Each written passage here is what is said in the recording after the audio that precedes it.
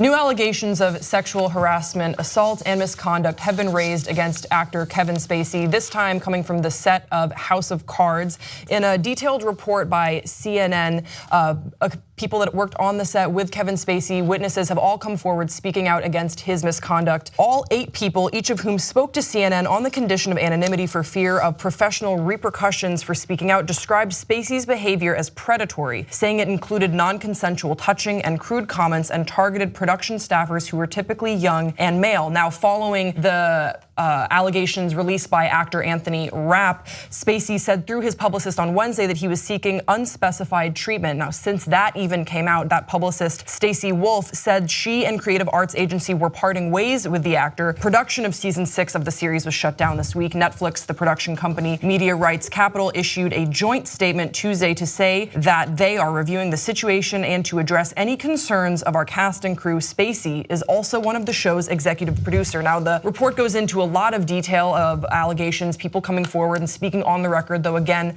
anonymous, and in part, what they echo is the following, quote, "I have no doubt that this type of predatory behavior was routine for him and that my experience was one of many and that Kevin had few, if any, qualms about exploiting his status and position." This is coming from a crew member who drove him to set. "It was a toxic environment for young men who had to interact with him at all in the crew, cast, background actors. The other people who worked on House of Cards with whom CNN spoke all supported the idea that the set could be toxic for young men because of Spacey. A crew member who worked on the show for all 6 seasons said that Spacey routinely harassed and touched him." Netflix and MRC have sort of scrambled to issue statements with these new allegations coming forward. Netflix is saying that they were just made aware of an incident that occurred 5 years ago on the set of House of Cards, and they are trying to figure out if it was resolved swiftly, which they said they were informed that it was. MRC, the production company behind House of Cards, issued a separate statement on Thursday saying, quote, "We have consistently reinforced the importance of employees reporting any incident without fear of retaliation, and we have investigated and taken appropriate actions following any complaints. For example, during our first year of production in 2012, someone on the crew shared a complaint about a specific remark and gesture made by Kevin Spacey. Immediate action was taken following our review of the situation, and we are confident the issue was resolved promptly to the satisfaction of all involved. Mr. Spacey willingly participated in a training process, and since that time, MRC has not been made aware of any other complaints involving Mr. Spacey." Now, this specifically really doesn't hold up, because obviously there are a whole bunch of people coming forward saying that allegations that situations had come out following this incident in 2012, and but they didn't feel. I thought they said they hadn't been reported though. Now they're. But they'd been spoken to by other people on the crew. So obviously these people it didn't sound like they were actually comfortable to come forward for fear of losing their job, which was something that a lot of people were saying. One crew member says, quote, "Who is going to believe crew members? You're going to get fired." Another person said it was very known that Kevin was inappropriate, and males I worked with complained to me about how they felt uncomfortable. So Ben, I'm just going to toss over to you because you're the movie guy. What was your response to all these accusations, I guess, of the TV show and how Netflix handled it, MRC? I don't know. We don't know how they handled it yet. They said they handled it 5 years ago. People hadn't come to them. If they hadn't come to them, then theoretically there's nothing they could have done. Although you would think after one incident, then what we're seeing now, you would go and have a staff-wide meeting and say, "Hey, anybody with any complaint, you don't have anything to fear, and you come to us." And it does not appear they did that. So we're living in a different world now, and it feels like that world is never going to go backwards. It feels like this is we've reached a tipping point that seemed obvious even before Kevin Spacey, the allegations against Kevin Spacey came about.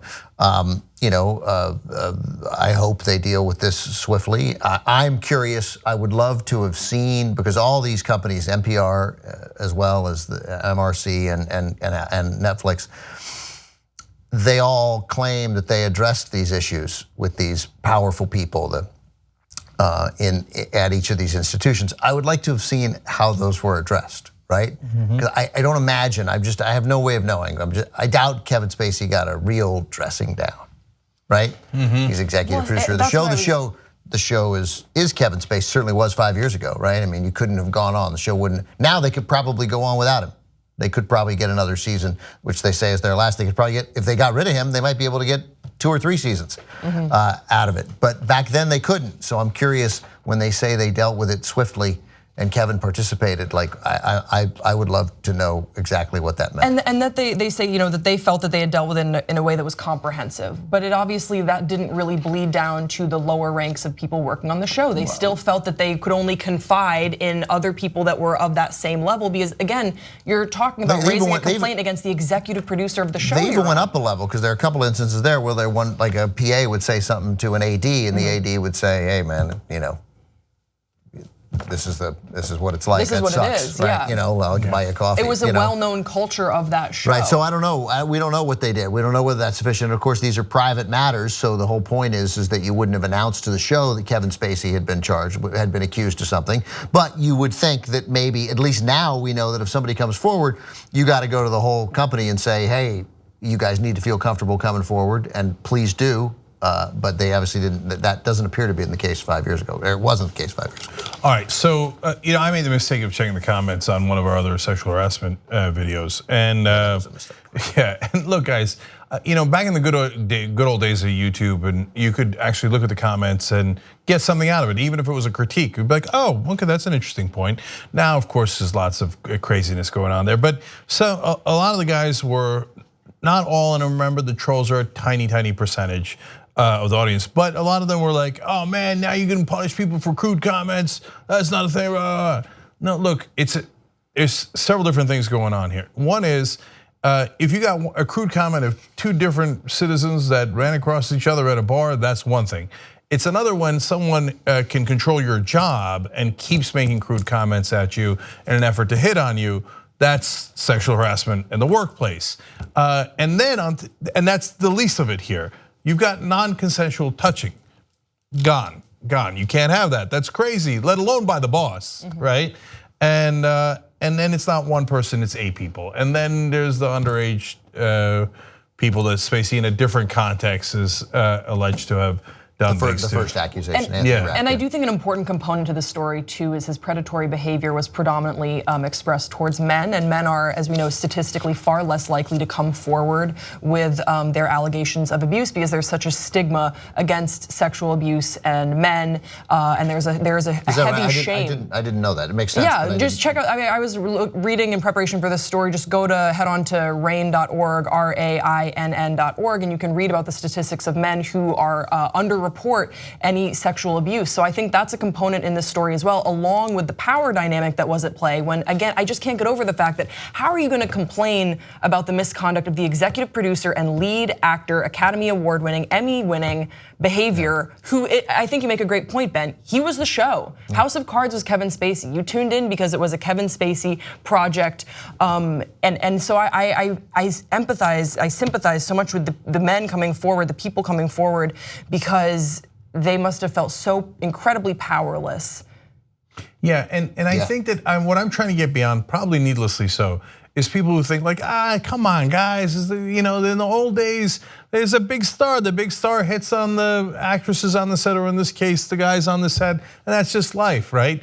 Well, it depends. It depends on the power dynamic. He's the executive producer. He could fire you. So that's not, come on, if you don't sleep with me, maybe I fire you. And he doesn't have to say that too. With the boss, it said could be an implicit threat. And so it's much harder to complain about the boss. So it's not, come on, anything. And this is a business, somebody wrote about this today, and I apologize for not recalling who it was, but why we're at least now reading about so much of this in the entertainment industry is because it's a particularly vulnerable subset of people. The overwhelming majority of people in the Screen Actors Guild, they're not gonna make $1 this year, right? These jobs are enormously hard to get. And they're hard to get in production too. And you're in this business and you get a job, and you get a job on a successful show that appears to run. Netflix is throwing money around. You're like, oh my God, I can't believe I'm on this show. The show could run 7 years. I could relax. I could take a deep breath. I'm gonna make at least 40 grand from this run of this show this year, and maybe I don't even have to get another gig. And so, yeah, and under that, given that situation, you think, well, I'm not gonna rock the boat. So then it becomes incumbent on Netflix and MRC to have stepped forward in a way to make this that they clearly didn't do. But I don't think anybody, hardly, in each of the cases that, I don't know whether anybody did. In the cases we're reading about, companies haven't moved with the speed which way they are moving now in the wake. It's only been 4 weeks since the New York Times broke the first Weinstein story. That's unbelievable. 4 weeks, and we've seen the total change in how this is dealt with, and obviously each day is a different revelation.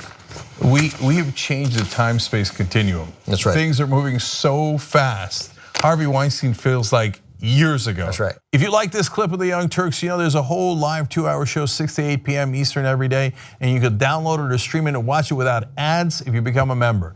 tytnetwork.com/join.